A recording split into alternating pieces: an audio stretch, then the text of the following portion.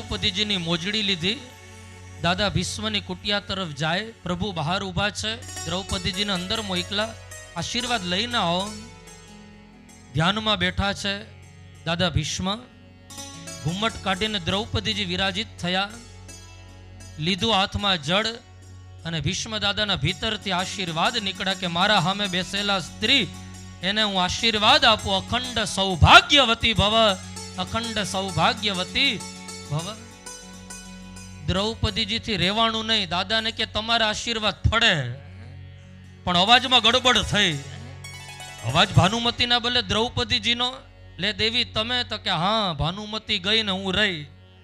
તો કે આ કામ તારું ન હોઈ શકે, આ તો કાળિયાનું કામ છે. તમારા આવ્યા? તો કે આવ્યા ને, બાર છે, જાઓ ઓળખી લ્યો. હવે એ કૃષ્ણ સંગ ચક્ર ગદા પદ્મ રાખે, ક્યારેક મુરલી ઉપાડે, ક્યારેક ગીરધારી બનીને ગોવર્ધન ઉપાડે. ઈ કૃષ્ણ હાથમાં મોજડી લઈને ઊભા હશે, કેવા લાગતા હશે? મોજડી લઈને ઊભા. કાળા કાળા કૃષ્ણ, કાળી કાળી રાત, ગુલાબી ગાલ, વાકડિયા વાળ, બદામ જેવી આંખ. એમાં ઓલી બુકાનીનો પડદો કાઢ્યો તો કૃષ્ણ ખાલી આંખ દેખાય, બાકી કાંઈ નહીં. દાદા ભીષ્મ બહાર આવે, ભગવાનને જોયા. હાથમાં ફાનસ પકડ્યું હતું ને કૃષ્ણ, તે દાદા એમ હાથ પકડી અને ફાનસને ઊંચું કર્યું.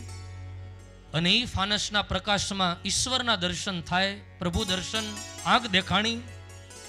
ઓહો, આ ચહેરાને મેં ક્યાંક જોયો ને એવું લાગે.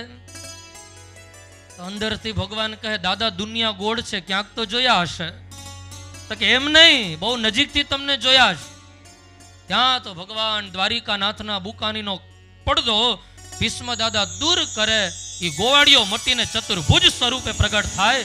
દાદા ભીષ્મની સામે વંદન કરે છે. ભીષ્મ દાદા પ્રભુ ऐसी ऐसी લીલા આપ કરતે હો, ક્યારેક પત્રાવળીને ક્યારેક મોજડી ઉપાડો.